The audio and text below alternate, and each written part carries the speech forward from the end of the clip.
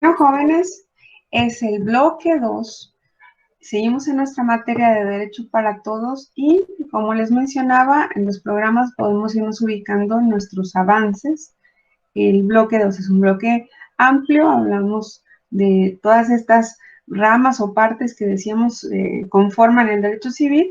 Habíamos abordado los atributos de las personas la semana pasada y empezamos a trabajar el nombre, el domicilio, el patrimonio, la nacionalidad del estado civil de las personas, y decíamos que este conjunto de atributos nos dan esta identidad única dentro del derecho y que nos permiten ejercer la capacidad tanto de goce como de ejercicio para el pleno uso de nuestros derechos y también asumir con responsabilidad nuestras obligaciones. No solo son derechos en este contexto en el que vivimos, estamos ligados también a obligaciones desde el menor de edad que está obligado a obedecer a sus padres, a asistir a una escuela, a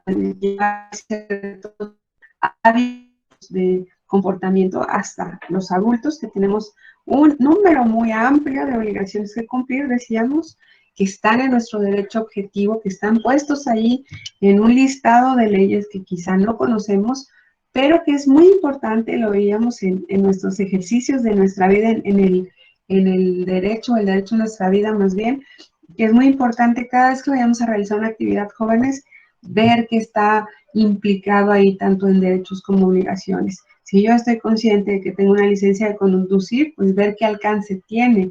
Si yo estoy teniendo una credencial de lector, bueno, conocer para qué es que va a permitirme, hasta dónde son mis alcances, cómo puedo participar, si yo tengo un permiso para algún establecimiento, cuáles son mis obligaciones, cuáles son mis derechos, etcétera, ¿no? Como son muy diversos, como son muchos los derechos que tenemos que estar viviendo, conociendo, cuando requiera saber mis alcances, saber hasta dónde puedo exigir a una autoridad, a cuál y qué cosas y los tiempos tengo que ir conociendo esto del derecho.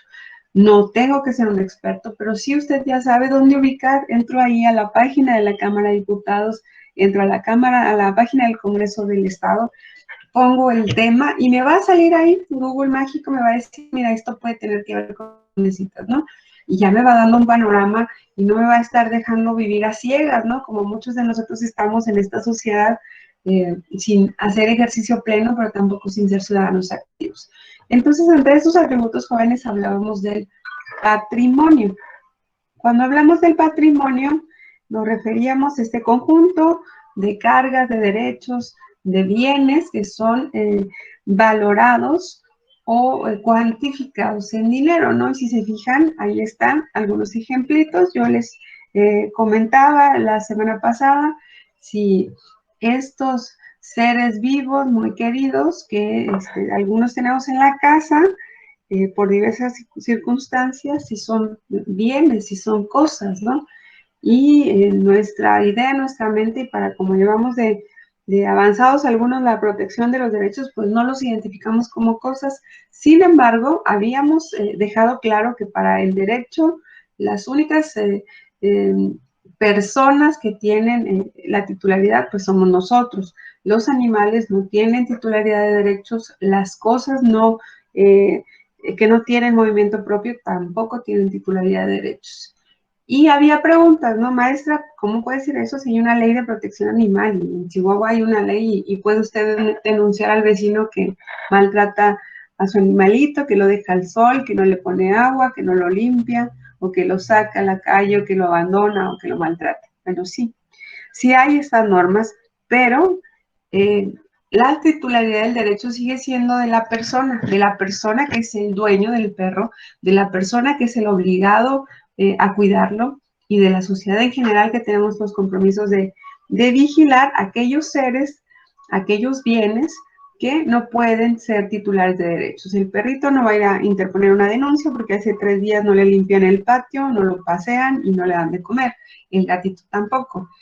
El carro que no lo lavamos y que no lo dejamos bien o que no maneja la persona que lo conduce adecuadamente, no va a ir a poner una denuncia, una queja. Entonces, estos seres, estas cosas no son titulares de derecho y su alcance o su interacción dentro del mundo del derecho lo tiene a través de las personas que son sus dueños o son sus poseedores o cuidadores o vigilantes o las personas que los poseen en algún momento por una garantía.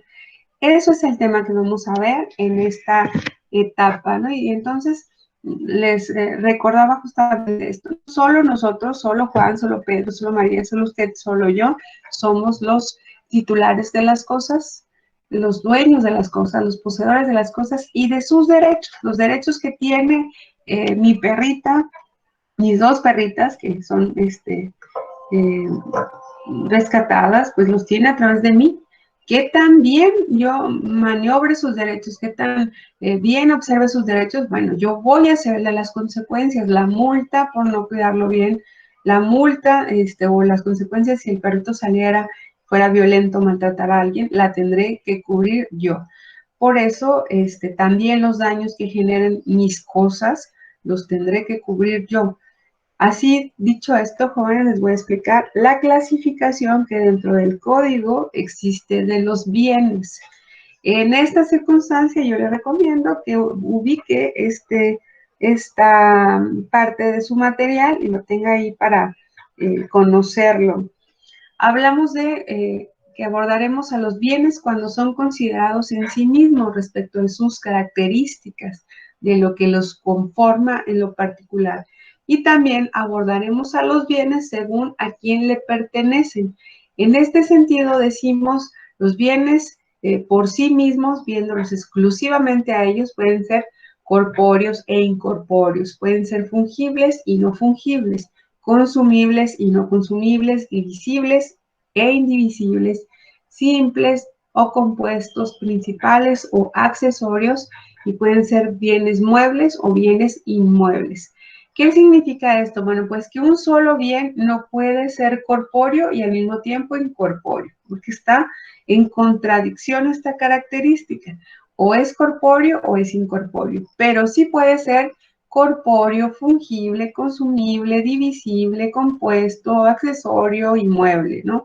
Hacia abajo sí puede tener combinaciones como lo vaya presentando cada bien.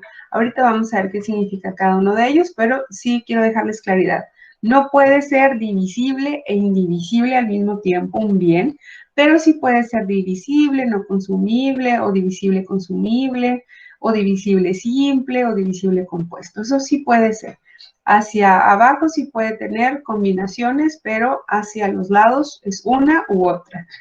¿Y para qué tenemos que saber esto? Bueno, cuando lleguemos a la parte de las obligaciones y los contratos, es muy importante saber describir un bien para que no generemos confusiones y para saber qué tipo de garantías o de protecciones debe de tener un bien en particular, qué protecciones requiere. Además, vamos a ver a los bienes, decíamos, según las personas a las que pertenecen. En este sentido, hay una clasificación que nos dice que los bienes pueden ser del Estado. Cuando hablo de Estado, hablo de todos los tipos de opciones que me da, ¿no? Nivel federal, estatal, municipal. Y de diferentes espacios, ya sea del Poder Ejecutivo, Legislativo o el Poder Judicial. Cuando hablamos de otros tipos de propietarios o poseedores de la propiedad, hablamos de bienes particulares, los que usted y los que yo podemos poseer cuando no tenemos fuerza pública, cuando no somos Estado, y finalmente aquellos bienes que por algún momento están sin dueño. Yo le voy a hacer una aclaración más tarde, ¿no? Todos los bienes tienen dueño o están en espera de tenerlos, y vamos a conocer una división que se llama bienes mostrencos, que están como perdidos y que yo estoy buscando a su dueño, y los bienes que están vacantes. Alguien los posee, pero no tiene la intención de una permanencia y los está poniendo a disposición. Por ejemplo, todas las cosas que están ofrecidas en una tienda, ¿no? El señor de la tienda no las quiere para él, las quiere para ofrecer. Cuando se hace el proceso de la compra-venta, pues usted se lleva las tortillas a su casa, la leche y todo, y están ahí esperando dueño. Decimos entonces, si alguien tiene alguna duda, por favor, jóvenes, abra micrófono, me lo hace saber, o lo pone ahí en espacio de mensaje para, después de concluir esto, poderle apoyar. Decimos entonces, los bienes cuando están analizados según sus características pueden ser corpóreos e incorpóreos. Un bien corpóreo es aquel que podemos percibir con los sentidos. ¿Cuáles son nuestros sentidos, jóvenes? ¿Quién abre micrófono y rescata a esta pobre maestra? ¿Y cuáles son los sentidos que podemos ver para los bienes corpóreos? Si yo le pongo el ejemplo de una silla, ¿cuáles sentidos estoy utilizando para poder ubicar que eso es una silla y no es una mesa? La vista. La vista, ¿qué otra cosa más? Y el tacto. El tacto. Sí, claro, ¿no? Podemos saberlo, lo podemos tocar, lo podemos sentir, lo podemos oler. Quizá estoy lejos, pero mi mamá ahorita ya empezó a hacer el desayuno y huele delicioso, ¿no? Y yo ya sé que ahí me está esperando ahorita un platito con chilaquiles, con huevito y con frijolitos. Estoy utilizando otro sentido y sé que ahí va a estar el plato. El plato es corpóreo, los frijolitos son corpóreos, los chilaquiles son corpóreos o son incorpóreos. Ya sabemos que ahorita voy, lo toco y me lo voy a poder comer, ¿no? Está posible de ubicarse por mí a través de mis sentidos. Lo veo, lo siento, lo huelo, lo escucho. Por ejemplo, yo de repente voy a escuchar aquí a mis perritos, sé que ahí están, no necesito ir a tocarlos, no necesito ir a verlos, las escucho y sé que ahí están. Entonces, ese tipo de bienes van a poder ser percibidos sentidos y ejemplos, pues tenemos cantidad, ¿no? Ahí donde estemos nosotros, la computadora, el celular, el vasito con agua, mis plumas, mi cuaderno, todo eso es un bien corpóreo. A contrario de los bienes incorpóreos que requieren de otros medios, de otros sentidos, de otros procesos para que yo los pueda identificar como, quizá acciones, el valor del dinero y todas esas circunstancias que vamos requiriendo hacer un proceso para poderles cuantificar o darle un sentido de valor. Esto es importante cuando les digo hagamos un contrato, ¿no? Cuando usted se comprometa quizá en una tarjeta de crédito, pues finalmente le dan un plastiquito, pero el valor que tiene, el alcance que tiene, o cuando usted va a un préstamo de un banco, el alcance que tiene la firma de ese documento, pues está distinto o diferente a cuando tratamos sobre bienes corpóreos. El siguiente elemento es un bien fungible o un bien no fungible. El bien fungible es aquel, dice aquí, que por su naturaleza puede ser cambiado por otro de la misma especie, cantidad y calidad. Cuando vemos este tipo de bienes, pues son, digamos, los genéricos, ¿no? Si estuviéramos en el salón de clase, yo le enseñaría las bancas, esas naranjas que tenemos con la paleta negra, y va a ver que de repente tenemos unas muy viejitas que las van cambiando. En ocasiones ni siquiera jóvenes sabemos que las cambiaron. Es más, a veces van de un salón a llevarse unas para un examen y luego vuelven y trajeron otras. Pero a nosotros no nos interesa porque siguen siendo bancas de salón, siguen dando la misma función y siguen siendo idénticos en calidad, ¿no? Son más o menos iguales, son muy genéricas, por así decirlo, y cumplen la misma función que el bien quizá que intercambiaste, que prestaste, que te va a ser regresado en otro, pero digamos en igual especie, cantidad y calidad.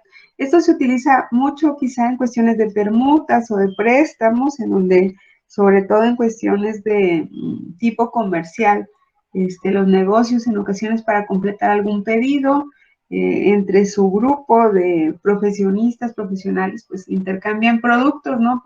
Dicen esto hacer una entrega de 15 costales de papas, solo tengo 18 y busco entre las personas que conozco las otros dos y luego se los repongo.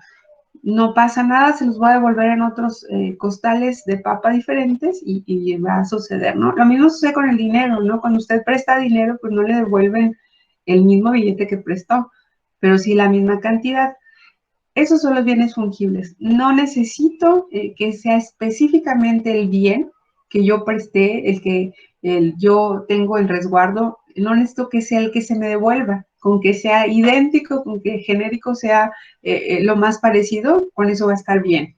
En cambio, los bienes no fungibles Dice, no pueden ser cambiados por otros de la misma especie, cantidad y calidad. ¿Por qué? Porque son únicos o son muy cercanos a ser únicos. Ejemplo, un cuadro, ¿no? Que pintó algún artista famoso, pues no va a ser igual una réplica, no va a haber una manera de sustituirlo, no sé, ya van varios años, siempre pongo ese ejemplo porque me parece muy triste, un museo que se quemó en Brasil hace como 2 años y pues todas las piezas se perdieron, no hay manera de volverlas a, tener, ¿no? Ya no puedo decir, ay, sí, tenía otros 3 iguales, o ve a la fábrica y cómprate otro, ve a la papelería, tráete otro, no puedo, que solo este o 2 o 3 bienes existen idénticos y es necesario conocerlos. Por ejemplo, si usted tuviera que estar encargado de los contratos para trabajar en algún museo y una pieza tiene que salir a recorrer el país a diferentes exhibiciones, pues tiene que saber hacer un contrato y describir ese bien como único, porque no le pueden devolver otra cosa, ¿no? Es importante poderlo ir separando. Aquí yo les pondré un ejemplo. Un caballo, jóvenes, ¿es un bien corpóreo o incorpóreo?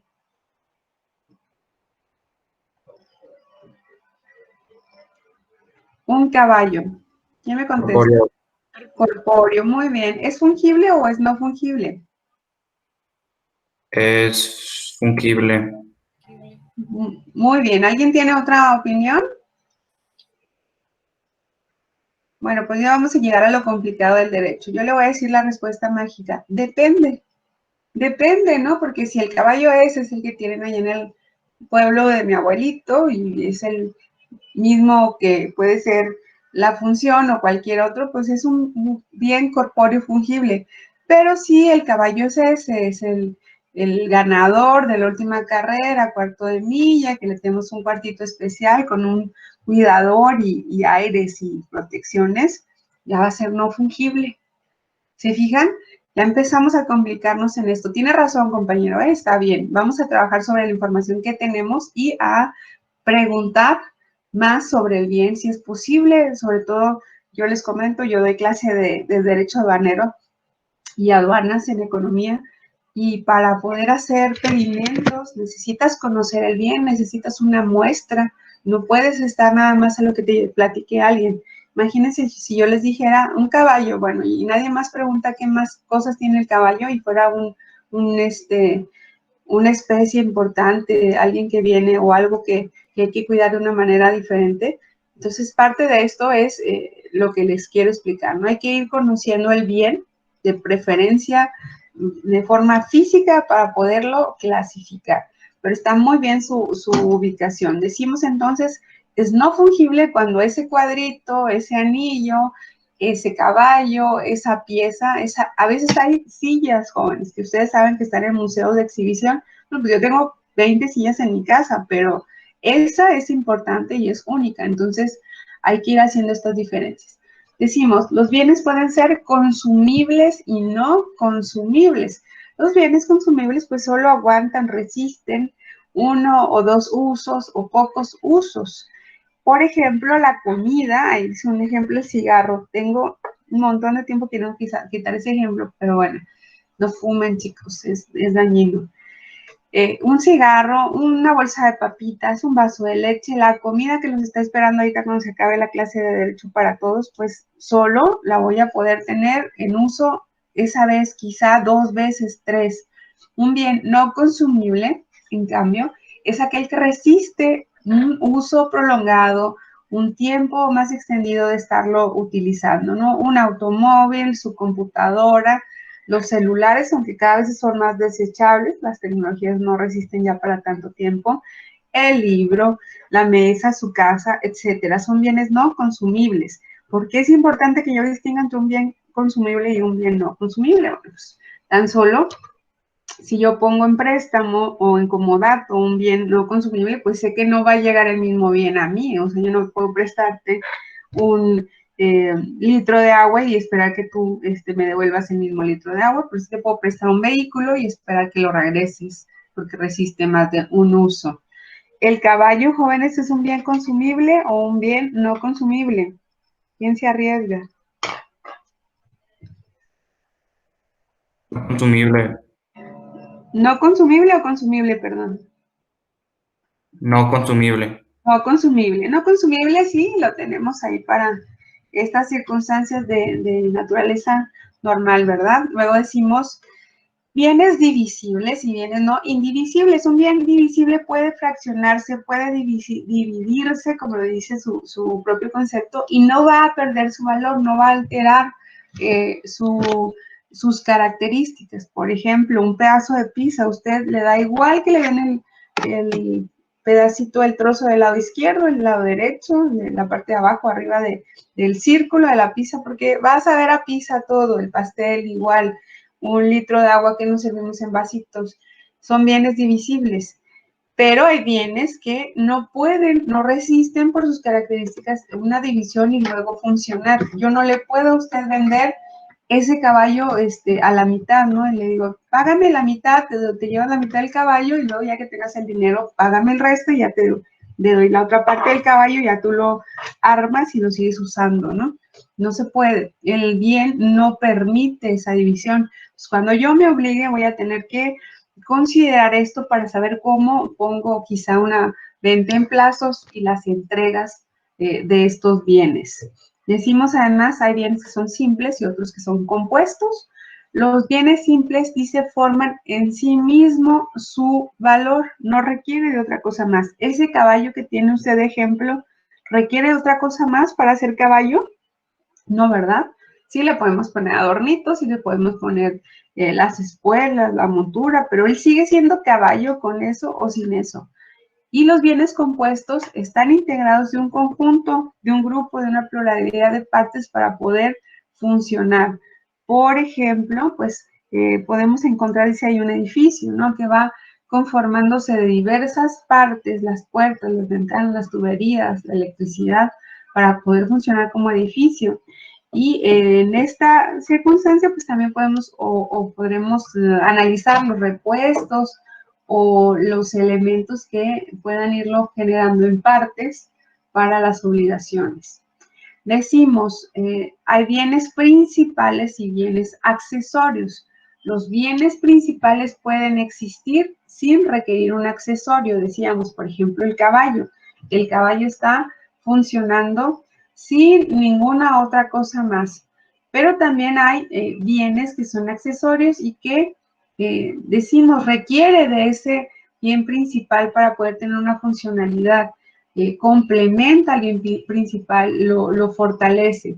Por ejemplo, una ventana. Usted ve una ventana en Home Depot y dígame, ¿es un bien principal o un bien accesorio? Decimos, es accesorio, ¿no? La ventana como tal no sirve para nada hasta que no está colocada. Yo no puedo traer en un brazo una ventana y decirles, miren jóvenes, vean mi ventana, vean qué bonita está, vean qué padre está, cómo abre, cómo cierra. No puedo. La función para la cual está creada, bueno, sí puedo, pero estaría muy loco, es para estar colocada en una pared y dar el paso de vista, de aire o protección, que es el propósito de esa ventana cuando está colocada. Así podemos encontrar diversos bienes, el aire acondicionado. Por ejemplo, un foco, jóvenes, un foco es algo principal o algo accesorio. Accesorio, ¿no? Accesorio. Yo no puedo traer el foco, si no lo coloco y prende y apaga, no me sirve de nada tenerlo. Bueno, a algunas señoras le encontramos funciones de macetero, ¿no? Pero no nos sirve de nada. No, el foco está creado únicamente para hacer esa función y requiere estar colocado para cumplirla, ¿no? De ahí en más está solo como un elemento en espera de ser utilizado. Decimos además, y esta parte les pido tengamos mucha atención, que es muy fácil, pero tendrá diferentes obligaciones según el tipo de bien que es. Hay bienes muebles y hay bienes inmuebles. Sencillísimo, pero tiene trámites diferentes a lo largo de lo que vamos a ver. Un bien mueble es aquel que puede trasladarse, dice aquí, de un lugar a otro por sí mismo. Su perrito, su gatito. Todos los animales son bienes muebles que pueden trasladarse solos de un lado al otro. Y si son como las mías, pues se trasladan demasiado y se topan contra la puerta de servicio, ¿no? Y aquellos bienes muebles que requieren de una fuerza exterior para moverse, su silla, su computadora, que esperemos en Dios que no se mueva sola nunca, ¿verdad? Que se no voltee y esté moviéndose la silla, pero esos bienes son bienes muebles y tienen, decimos, diferentes formas de hacer una obligación, un contrato, una garantía. Cuando usted pone en garantía un bien mueble, utiliza la prenda. En cambio, cuando hablamos de bienes inmuebles, dice, son aquellos que no se pueden trasladar de un lugar al otro sin que alteren su sustancia, sin que se ponga o se comprometa su estructura. Esa circunstancia aplica cuando un bien mueble se convierte en un bien inmueble, ¿no? Esa ventana era un bien mueble, usted la podía mover, pero la colocó en la pared del piso número 4 del edificio, pues ya se volvió inmueble, ¿no? Y decimos, maestra, yo he visto en algún programa que han movido casas, ¿no? O que se atravesó algún espacio histórico y lo movieron, lo vi en Discovery. Bueno, probablemente lo hicieron con mucho cuidado y los materiales de esas estructuras estén en posibilidad, la mayoría son de madera y corre mucho riesgo de poderse lesionar, ¿no? Pero en la generalidad yo no puedo decir el área de licenciatura ya me estorba aquí, vamos a moverla un poquito más para allá y aquí hacemos un espacio. Yo no puedo cambiar un salón, no puedo mover un piso de un edificio, no, son bienes inmuebles. Y decíamos, en estos casos, cuando están llevando a cabo una garantía, se hace a través de una hipoteca. Apréndase muy bien eso, los bienes muebles son con prenda y los bienes inmuebles son con hipoteca. Y los contratos y las obligaciones que en ocasiones tienen, pues los hacen diferentes, aun cuando sea el mismo contrato va a tener otras cláusulas. Decimos, eso es respecto de cómo conformar una descripción de un bien. Cuando usted va a hacer un contrato de compra-venta de un vehículo, pues ya le va a poder poner ahí muchas características interesantes o las va a poder comprender. Hablamos ahora de los bienes según el dueño. Según el dueño, decíamos, podría ser el Estado, los particulares o estar en espera de un dueño o que no lo conozcamos, ¿no? Cuando hablamos de los bienes que son propiedad del Estado, podemos hacer una subclasificación. Bienes de uso común, que dice aquí, pueden utilizarse, aprovecharse por todos los habitantes de la República, del Estado, del municipio. Y los bienes que están destinados a un servicio público, además de los que son propios del Estado. Vamos a ver, bienes de uso común. ¿Qué bien de uso común puede ubicar? Las calles, los parques, las carreteras, edificios como Palacio de Gobierno, quizá, algunos otros edificios de ese tipo. Un bien público que usted conozca de estos que yo no mencioné. ¿Qué más bienes públicos conocemos? ¿La escuela es un bien público? Si es pública, por supuesto, sí. Pero ¿en cuál de estas clasificaciones la pondría? ¿De uso común, de servicio público o propia del Estado?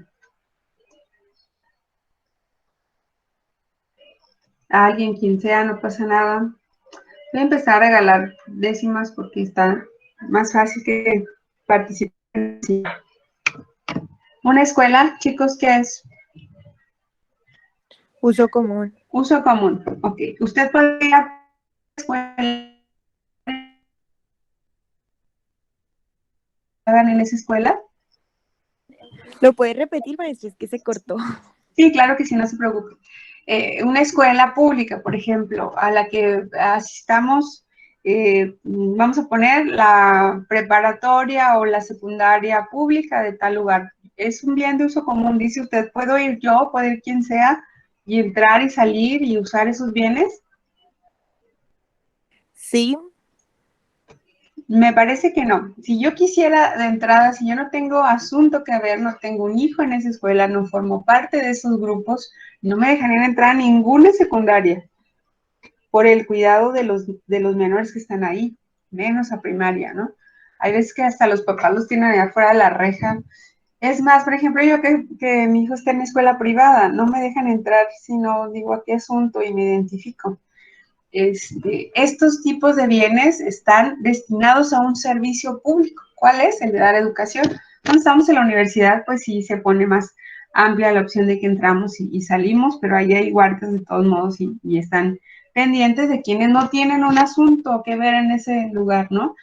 Un hospital, jóvenes, es el mismo caso.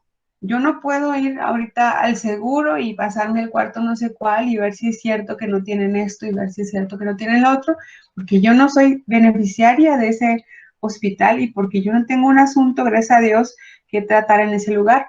Son bienes que a pesar de ser públicos, están destinados a un servicio, están identificados con una naturaleza propia que no necesariamente nos permita a todos los ciudadanos formar parte de su uso.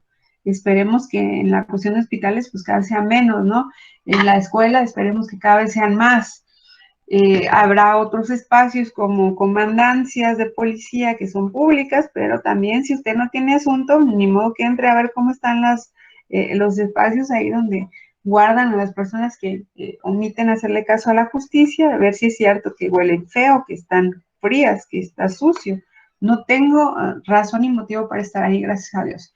Pero no dejan de ser bienes públicos. Solo decimos están destinados a un servicio público. Una patrulla, jóvenes, ¿qué es?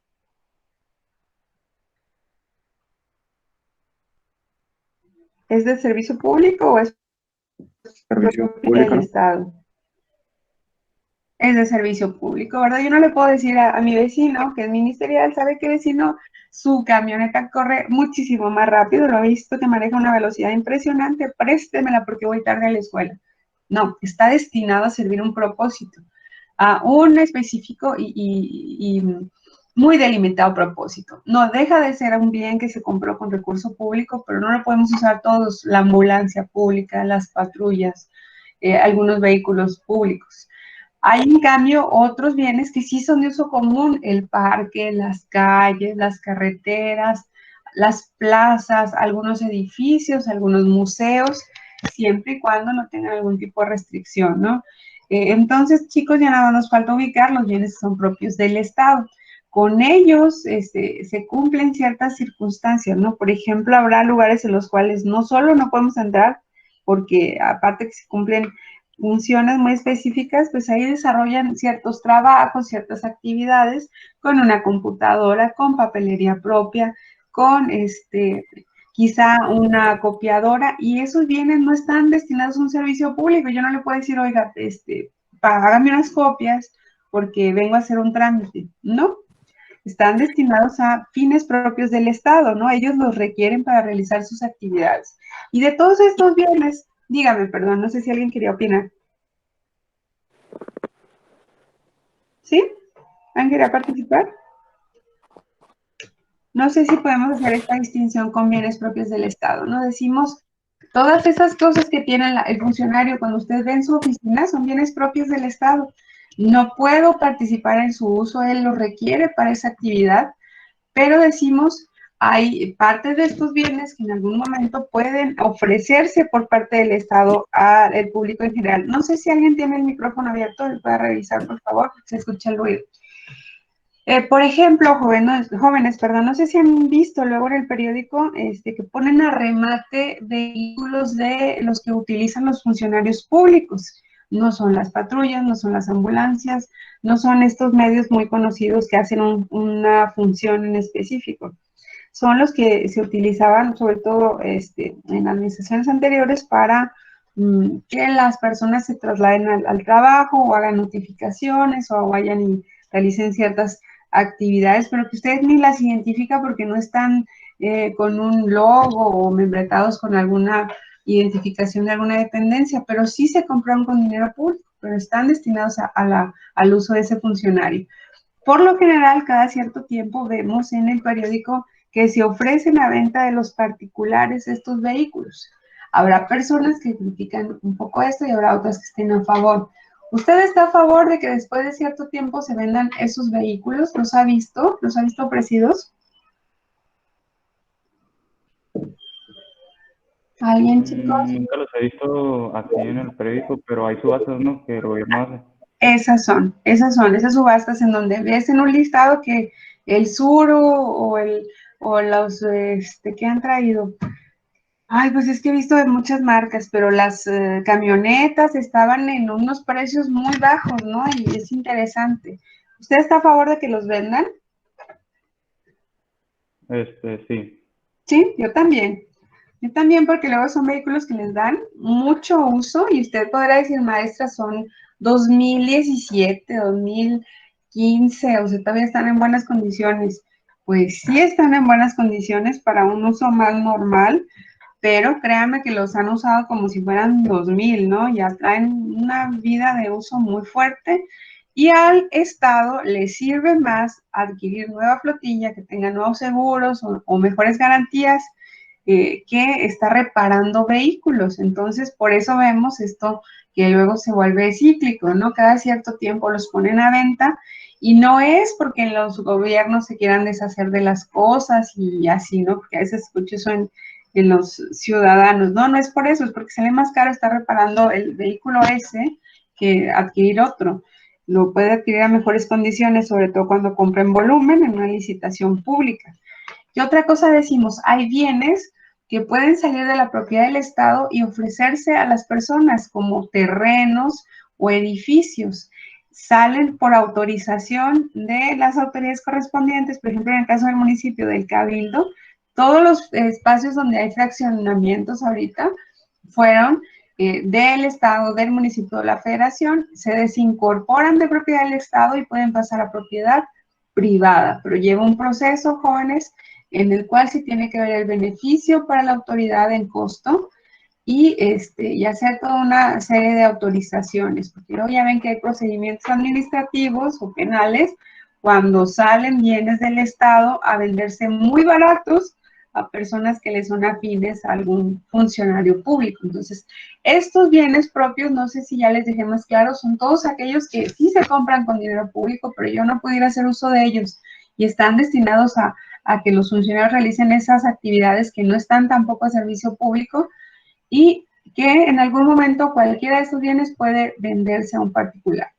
Avanzamos a los bienes que son propiedad de particulares, ¿no? Están muy identificados, tienen un título de propiedad, tienen una factura, tienen una referencia que liga a ese bien con una persona, dice aquí, de forma clara, ¿no? Es un dueño cierto y conocido. Yo en un título de propiedad, pues no voy a tener error y margen de falla, aunque bueno, a veces se escribe en nuestro